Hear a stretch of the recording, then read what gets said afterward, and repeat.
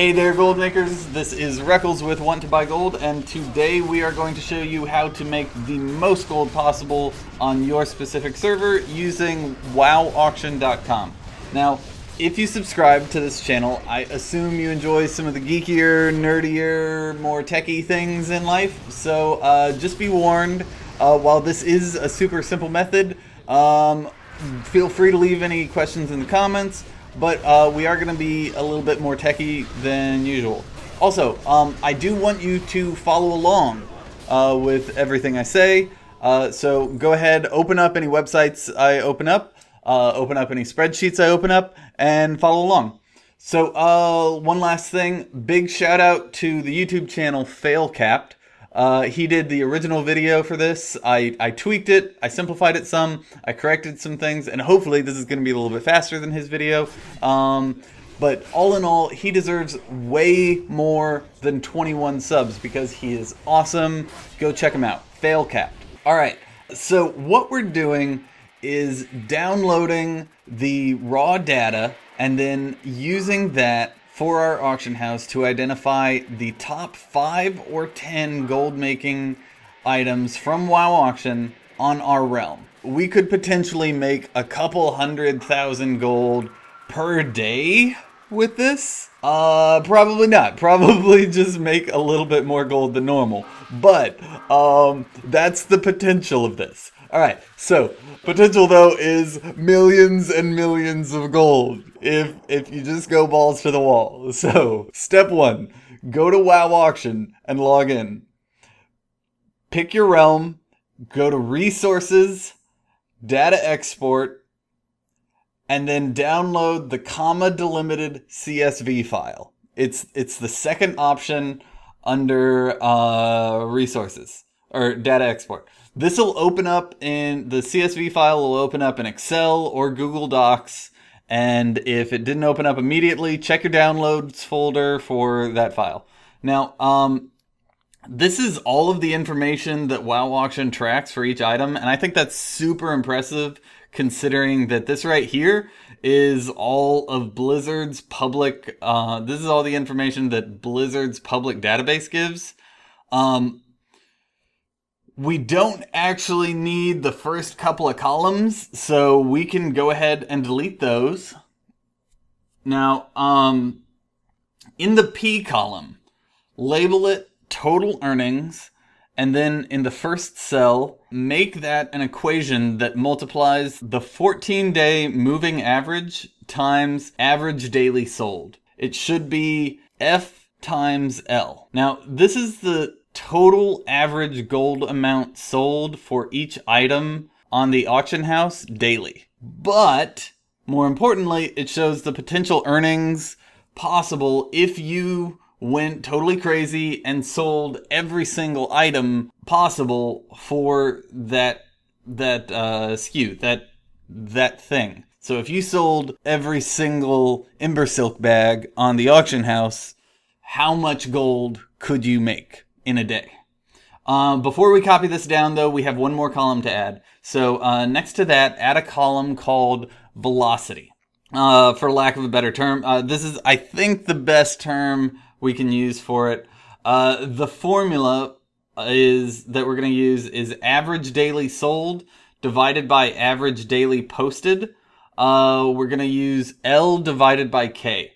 Now, velocity tells you the speed at which things are selling. So if 100 Ember Silk bags sell and 200 are being posted, it would have a high velocity of 0.5. Because probably there's no competition on your realm for that item. Alright, so now that we have our two columns, we can copy these down. You can either highlight those two and click on the corner and drag it down, or you can copy those two and highlight the cells below it and just shift page down to select all the cells below it and then paste.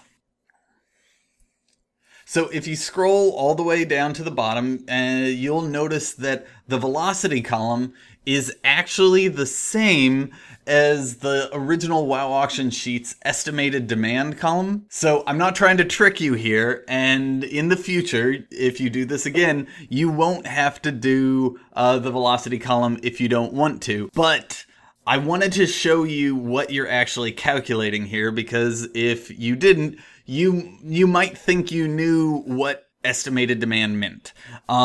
Because hey, you can explain what supply and demand means to your 5th grade niece, right? But would you be able to explain what quantity sold divided by quantity supplied meant? Maybe not. This is a number from 0 to 1, and it can never reach 1 because you're never going to sell as many as are posted. So we're gonna go and clean up the database now, get rid of some things we don't want. We don't want to sell in markets that have too much competition or too little competition. All right, so we're going to go clean up the spreadsheet now, find out what makes the most gold possible and what markets we want to be in. So the reason we made the velocity filter, so the first thing we're going to do is sort out the velocity filter. All right, so click the velocity column and sort it from lowest to highest. This is going to get all the really rare, low value drops out of the way, all the menial craftable stuff out of your way, so you don't have to worry about it. You for sure want to delete everything lower than 0.05, and you probably want to delete everything lower than 0.1, but go ahead and skim it to make sure before you for sure delete it. Next, we're going to take the same column, the velocity column, and sort it from highest to lowest. Now, the reason for this is that a lot of things that should get registered as zeros get registered as perfect ones. So, it'll be sold per day as 0.07 and posted per day as 0.07. So it'll have a perfect velocity, a perfect estimated demand. And so go ahead and delete that, because you don't want to be in a market where sold per day is 0.07. This is an optional step, but go over to the current AH posted, and you can, if you want, delete anything that's not currently on the auction house. So if it has a value of 0, go ahead and delete those rows. This is for people who don't want to be involved in TCG mounts or TCG pets or things like that. I personally like to see those, at least. If I'm in a hurry and I just want a quick overview of what's going on in the market, I'll skip that step. So now that we've cleaned up those 3 things, we can sort our total earnings from highest to lowest. And there you go.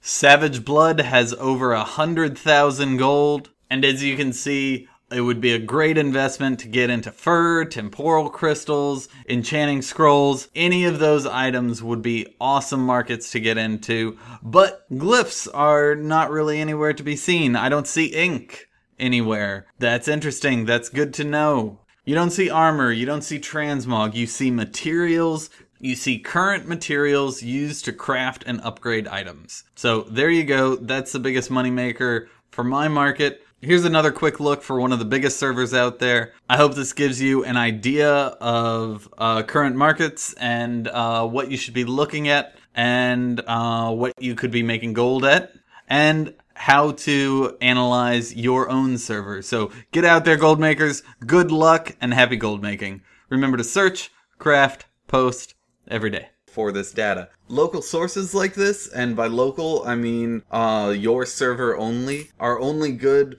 for markets where there's not a lot of variability in price. The price isn't depreciating over time like with crafted items, and it's not high value items. It's a very limited value source.